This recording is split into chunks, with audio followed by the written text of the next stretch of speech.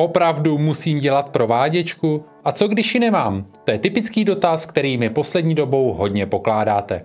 Udělal jsem tedy výběr toho nejdůležitějšího z mých posledních 2 videí, která se právě prováděčce věnují. Stručně a bez omáčky. Jdeme na to.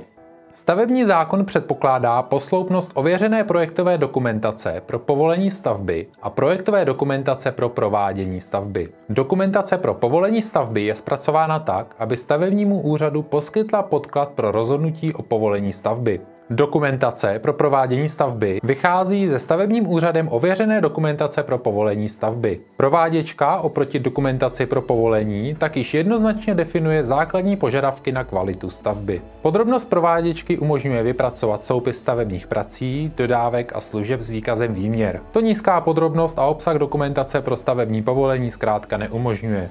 Projektovou dokumentaci pro provádění staveb smí zpracovat pouze projektant, tedy fyzická osoba oprávněná podle autorizačního zákona ke zpracování projektové dokumentace. Pro zákonem definované stavby je stavebník povinen nechat zpracovat dokumentaci pro provádění stavby před jejím zahájením. Není vám ze stavebního zákona jasné, jakou projektovou dokumentaci potřebujete pro váš projekt a zda musíte zpracovat prováděčku? Právě pro tyto potřeby jsem vytvořil průvodce, ve kterém na tyto otázky najdete odpovědi. Nyní si ho můžete zdarma stáhnout na odkazu pod videem. Prováděčka se nepředkládá stavebnímu úřadu k ověření, ani se nevkládá do evidence elektronických dokumentací. Stavebník je také před zahájením stavby povinen opatřit souhlas orgánu státního požárního dozoru k dokumentaci pro provádění stavby, je-li ke stavbě vyžadován jiným právním předpisem. Stavebník je v případě stavby, zařízení nebo terénní úpravy podléhající povolení podle tohoto zákona povinen před zahájením stavby zajistit, aby na stavbě nebo na staveništi byla k dispozici dokumentace pro provádění stavby. Pokud stavebník tyto povinnosti nesplní,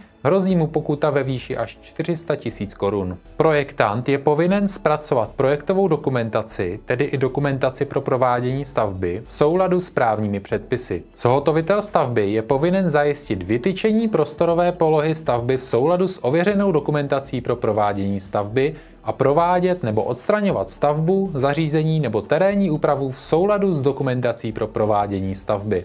Za nevytýčení prostorové polohy stavby v souladu s dokumentací pro provádění stavby hrozí zhotoviteli pokuta až 1 milion korun. Pokud zhotovitel neprovede stavbu v souladu s projektovou dokumentací pro provádění stavby, může mu být udělena pokuta až 2 miliony korun. Stavby vedoucí je povinen řídit provádění nebo odstraňování stavby, zařízení nebo terénní úpravy v souladu s dokumentací pro provádění stavby. Pokud tyto povinnosti stavby vedoucí nesplní, může mu být udělena pokuta ve výši až 400 000 korun. Osoba vykonávající stavební dozor zajistí spolu se stavebníkem provádění nebo odstraňování stavby, zařízení nebo terénní úpravy v souladu s dokumentací pro provádění stavby. Pokud tyto povinnosti stavební dozor nesplní, může mu být udělena pokuta ve výši až 400 000 korun.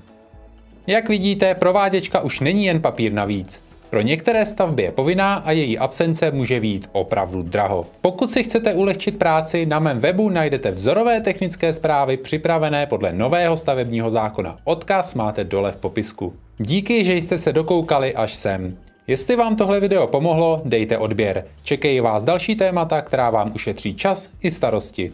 A nezapomeňte to trochu rozjet dole v komentářích.